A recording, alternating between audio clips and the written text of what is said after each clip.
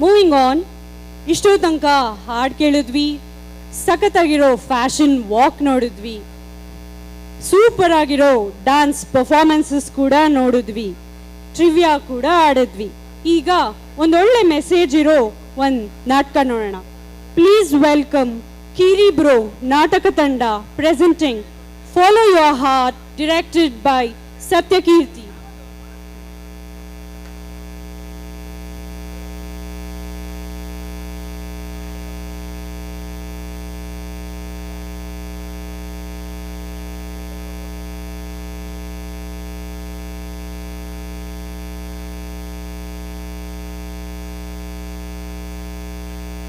ಎಲ್ಲರಿಗೂ ನಮಸ್ಕಾರ.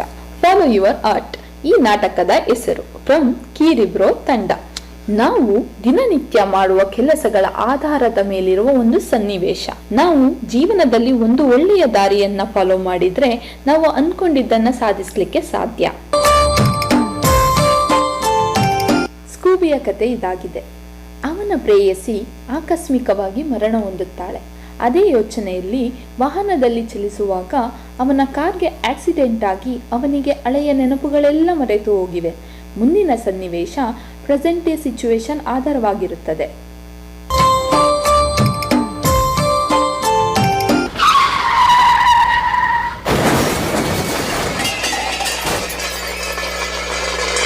ಬೆಳಗ್ಗೆ ಏನಿದು ಹೋಟ್ಲು ಮುಂದೆ ಆಕ್ಸಿಡೆಂಟು? ಯಾರಪ್ಪ ನೀನು? ತಡಿ ನೀರು ತಗೊಂಬರ್ತೀನಿ. ಸ್ಕೂಬಿ, ಏನೇ ಒಂದ್ ಕೆಲಸ ಮಾಡ್ಬೇಕಾದ್ರೂ ಸರಿಯಾಗಿ ಒಂದ್ ನಿರ್ಧಾರ ತಗೋ. ಸುಮ್ನೆ ಅತಿ ಯೋಚನೆಗಳನ್ನ ಮಾಡ್ಬೇಡ. ಏನೇ ಆಗ್ಲಿ ಒಂದನ್ನ ಸರಿಯಾಗಿ ಫಾಲೋ ಮಾಡು. ತಗೋ ನೀರ್ ಕುಡಿದ್ಬಿಟ್ಟು ಸುಧಾರಿಸ್ಕೋ, ನಾನು ಬರ್ತೀನಿ. ನಮ್ಮ ಮನೆಗೆಂದು ಬರುವೆ ಹೇಳೆಯ ನಂಜುಂಡ ನಂಜನಗೂಡಿಂದ ನಮ್ಮ ಮನೆಗೆಂದು. ಏನು ಒಬ್ರು ಕಾಣ್ತಾರವಲ್ಲ ಇವತ್ತು?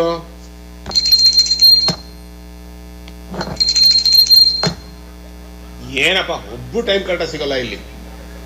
ಹಾ ಬಂದ್ಯಾ? ನಿಂದು ಟೈಮ್ ತುಂಬಾ ಚೆನ್ನಾಗಿದೆ ಇವತ್ತು. ಬಾ. ಏನ್ ನಿನ್ನ ಹೆಸರು? ಸ್ಕೂಬಿ. ಏನ ಸ್ಕೂಬಿನ? ಒಳ್ಳೆ ನಾಯಿ ಹೆಸರು ಇದ್ದಂಗೆ ಇದೆಯಲ್ಲೋ. ಸುಂದರ ಬಾಲಕೃಷ್ಣ ಅಲಿಯಾಸ್ ಸ್ಕೂಬಿ. ಫ್ರೆಂಡ್ ಚಿಕ್ಕಬಳ್ಳಾಪುರಗೆ ಹೋಗೋಣ ಬರ್ತೀಯಾ ಅಂತ ಕೇಳ್ತಾ ಇದ್ದಾನೆ. ಒಂದು ಕೆಲಸ ಕೊಡಿ ಸರ್. ಕೆಲ್ಸನ? ಏನ್ ಕೆಲ್ಸ ಬರುತ್ತೆ ನಿಂಗೆ? ಯಾವ ಊರ್ ನಿಂದು? Benton will sir. Benton will ಬಗ್ಗೆ ನಿಂಗೇನೋ ಗೊತ್ತು? ಈ ನಡುವೆ ತುಂಬಾ ಜನ ಕನ್ನಡದವರು ಬಂದಿದ್ದಾರೆ ಈ ಊರಿಗೆ. ಅವ್ರಿಗೆ ಬೆಂಟನ್ ವಿಲ್ ಬಗ್ಗೆ ಏನ್ ಹೇಳ್ತೀಯ ಹೇಳು ನೋಡೋಣ. ಅದು ತುಂಬಾ simple sir. Morning will put ಒಂದು dosa India mart sir with small coffee. ಅದಾದ್ಮೇಲೆ ಒಂದು ಕಡಲೆ ಬೀಜ ಪ್ಯಾಕೆಟ್ ತರಬೇಕು ಸರ್. ಹಂಗೆ ಮುಂದೆ ನಡ್ಕೊಂಡು ಹೋದ್ರೆ ಫಿಲಿಪ್ಸ್ ಪಾರ್ಕ್ ಸರ್. ಫಿಲಿಪ್ಸ್ ಪಾರ್ಕಲ್ಲಿ ಸ್ಲೋವಾಗಿ ವಾಕಿಂಗ್ ಮುಗಿಸ್ಕೊಂಡು ಹಂಗೆ ಸ್ಲೋ ಡ್ರೈವ್ ಮಾಡ್ಕೊಂಡು ಮುಂದೆ ಹೋದ್ರೆ down town Benton will sir. ಅದು ಹೋದ ತಕ್ಷಣ ಒಂದು ಕಾಪುಚಿನೋ ತಗೋಬೇಕು ಸರ್. ಒಂದು ಕೈಲಿ ಕಾಪುಚಿನೋ, ಒಂದು ಕೈಲಿ ಕಡಲೆ ಬೀಜ ಸರ್. ಎಲ್ಲ ಕಡೆ ಸುತ್ತಮುತ್ತ ನೋಡಿದ್ರೆ ಬರೀ ಕಲರ್ಸ್ ಸರ್. ಫುಲ್ ಕಲರ್ಫುಲ್ ಆಗಿರುತ್ತೆ. ಫಾಲ್ ಅಲ್ವಾ, ಫುಲ್ ಕಲರ್ಫುಲ್ ಆಗಿರುತ್ತೆ. ಓಕೆನಾ? ಎಲ್ಲ ನೋಡ್ಕೊಂಡು ಎಲ್ರಿಗೂ ಹಾಯ್ ಬಾಯ್ ಅಂದ್ಕೊಂಡು ಗಂಜಲಿ ಮಾಡೋರಿಗೆ ನಕ್ಕೊಂಡು ಹಂಗೆ ಮುಂದೆ ಹೋದ್ರೆ. ನಿಲ್ಸು ಪಿನಾಕಲ್ ಮಾಡ್ತಾನೆ. ಅಲ್ಲಿಗೆ ಹೋದ ತಕ್ಷಣನೇ ಕಾಂತಾರ ಚಾಪ್ಟರ್ ಬಂದು ನೋಡ್ಬೇಕು. ಅಲ್ಲಿಂದ ಹೊರಗಡೆ ಬರ್ತಾ ಇದ್ದಂಗೆನೆ ಎದುರುಗಡೆ ನಮ್ಮೂರು ಕಮರ್ಷಿಯಲ್ ಸ್ಟ್ರೀಟ್.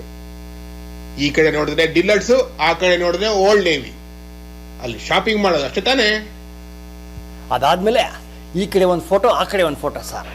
ಇನ್ಸ್ಟಾಗ್ರಾಮಲ್ಲಿ ರೀಲ್ಸ್ ಹಾಕೋದು, ಹಚ್ಚೋದು, ಲೈಕ್ಸ್ ತಗೊಳ್ಳೋದು ಅಷ್ಟೇ ಸರ್. Very scene. ಒಂದು ಕಡೆ ನಮ್ಮ ಮೈಂಡ್ ವಾಯ್ಸ್ ಬೇರೆ.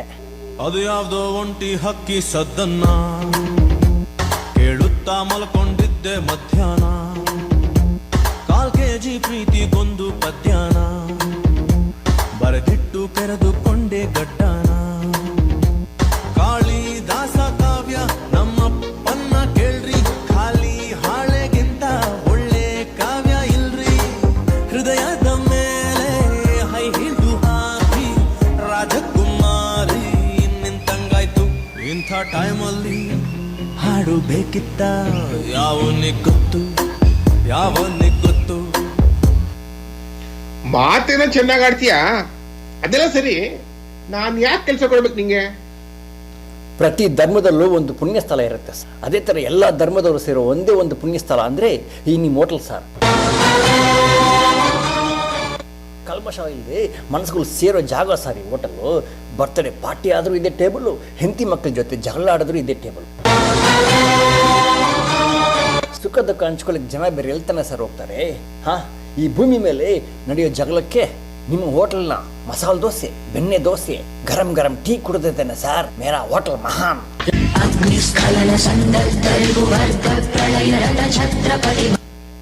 ಆಯ್ತಾಯ್ತು, ಬಂದು ಸೇರ್ಕೊ.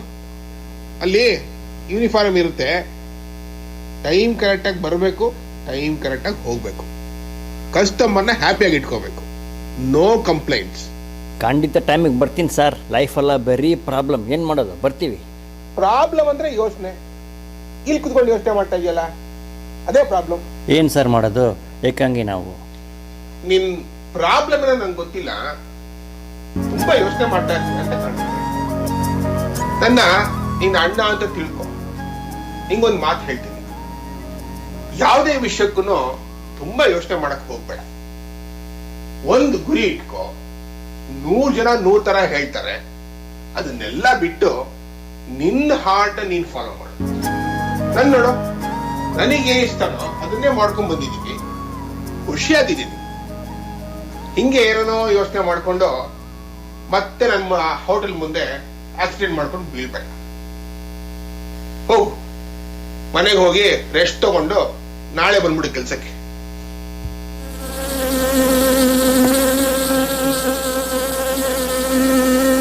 ಲೇ ಸ್ಕೂಬಿ, ನಾನು ಯಾವಾಗ್ಲೂ ನಿಂಗೆ ಫಾಲೋ ಯುವರ್ ಆರ್ಟ್ ಅಂತ ಹೇಳ್ತಿದ್ದೆ. ಹಾಗೆ ಶಿವರಾಮ್ ಕಾರಂತ್ ಅವ್ರದ್ದು ಒಂದು ಕವಿತೆನೂ ಕೂಡ ಹೇಳ್ತಿದ್ದೆ, ನೆನ್ಪಿದ್ದೆನಾ?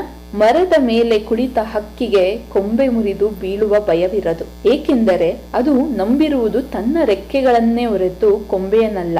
ಹಾಗೆಯೇ ನಮ್ಮ ಸಾಮರ್ಥ್ಯದ ಮೇಲೆ ನಮಗೆ ಸದಾ ಆತ್ಮವಿಶ್ವಾಸವಿರಲಿ.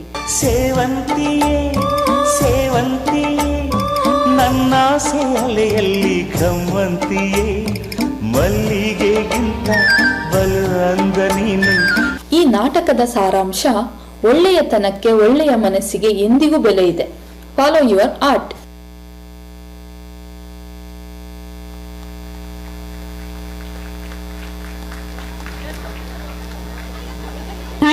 ಥ್ಯಾಂಕ್ ಯು ಸತ್ಯಕೀರ್ತಿ ಅವರೇ, ಇಂಥ ಒಳ್ಳೆ ಮೆಸೇಜಿಗೆ ಥ್ಯಾಂಕ್ ಯು.